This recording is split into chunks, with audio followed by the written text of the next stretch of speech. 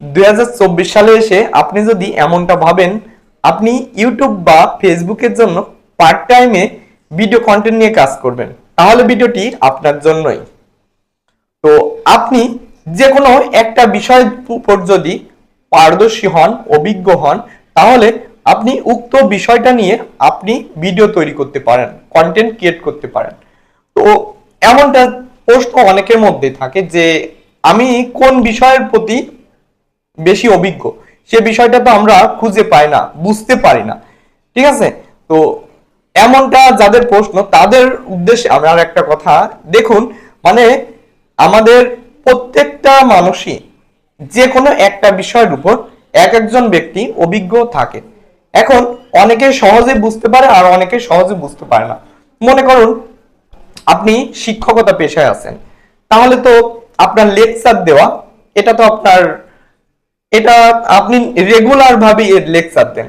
তো তাহলে কি করতে পারেন, এই ক্ষেত্রে যারা লেকচার দেন সেক্ষেত্রে আপনি সুন্দর করে আপনি একটি বাসায় হোয়াইট বোর্ড কিনতে পারেন, হোয়াইট বোর্ড কিনে অনলাইনে ক্লাস দিতে পারেন। খুব সুন্দর একটা পদ্ধতি, যা আপনারা দেখে থাকবেন, অনেকেই করছে, আমি নিজেও করছি।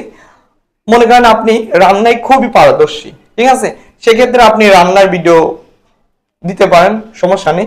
আপনি মনে করুন ঘোরাঘুরি, ঠিক আছে, ট্রাভেল ব্লগ, মানে ব্লগ, আপনি হচ্ছে ঘোরাঘুরি খুব পছন্দ করেন, সেক্ষেত্রে আপনি ট্রাভেল ব্লগ নামে একটা ব্লগ ভিডিও করতে পারেন, যে ট্রাভেল দিয়ে একটা চ্যানেল ক্রিয়েট করতে পারেন। মানে মূল কথা হচ্ছে আপনি যে বিষয় পারদর্শী ওই বিষয়ের উপর আপনি ভিডিও করবেন, কোনো প্রকার প্রবলেম নেই, ঠিক আছে? আপনি নিজের মধ্য থেকে আপনি বিষয়টা আগে জেনে নেবেন যে আপনি কোন বিষয়ের প্রতি পারদর্শী, ঠিক আছে? কেউ পারদর্শিতা বা অভিজ্ঞতা নিয়ে কিন্তু জন্মগ্রহণ করে না। আর আপনি যে বিষয়ের প্রতি মনে করেন একটু অভিজ্ঞ, ঠিক আছে, ওই বিষয়টা যখন রেগুলার ভাবে আপনি গবেষণা করবেন, ওই বিষয়ের উপর আপনি অতটাই বেশি পারদর্শী হবেন। মানে যে বিষয়ের প্রতি আপনি একটু পারদর্শী থাকবেন, ওই বিষয়টা নিয়ে যতটা আপনি গবেষণা করবেন, ওই বিষয়ের উপর আপনার জ্ঞান ততটা বৃদ্ধি হবে।